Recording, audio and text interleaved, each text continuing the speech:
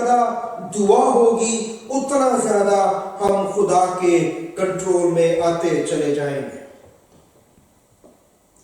خدا یسوع مسیح جب اس زمین پہ تھے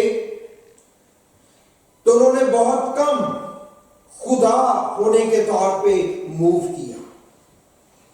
چند ایک چیز ہے، جا تیرے گناہ معاف ہو گئے۔ بہت سے مقامات پہ یہ بھی بحیثیت خدا انہوں نے معافی نہیں دی۔ یہاں بھی آگے جا کے بائبل مقدس میں لکھا ہے، ایمانداروں کو کہا کہ جس کے گناہ تم معاف کرو گے اس کے گناہ معاف کیے جائیں گے، اور جس کے گناہ تم قائم کرو گے اس کے گناہ قائم کر دیے جائیں گے۔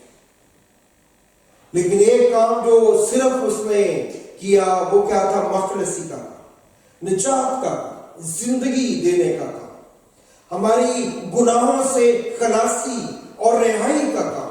باقی جو کچھ اس نے کیا ہے وہ انسان کے طور پہ کیا ہے۔ کیوں؟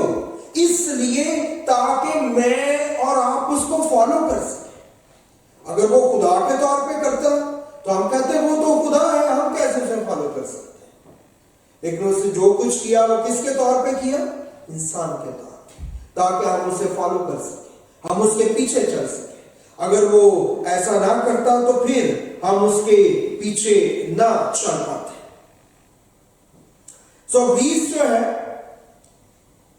اس کی بات ماننے سے انسان نے گناہ کر لیا، اور جب انسان نے گناہ کر لیا تو جب ابلیس کی بات کو مان لیا تو انسان کس کی غلامی میں چلا گیا؟ ابلیس کی غلامی میں۔ اور جب ابلیس کی غلامی میں گیا تو جو غلام ہوتا تھا اس کا سب کچھ اس کے مالک کا ہو جاتا تھا۔ تو جب وہ ابلیس کی غلامی میں انسان گیا تو اس کے پاس سب سے قیمتی چیز کیا تھی؟ انسان کے پاس اتھارٹی آن ارتھ، زمین کے اوپر اختیار، یہ سب سے قیمتی چیز تھی انسان کے پاس۔ تو ابلیس نے وہ اتھارٹی جو ہے وہ انسان سے چھین لی، وہ اتھارٹی اور وہ اختیار جو ہے اس کو چھین لیا، اور اس اختیار کو لے کے وہ زمین کے اوپر راج کرنے لگ گیا۔ اور جب یسوع زمین پہ آیا ہے تو وہ اسی اتھارٹی کو جو ابلیس نے انسان سے چھینی تھی اس کو واپس لینے کے لیے آیا ہے۔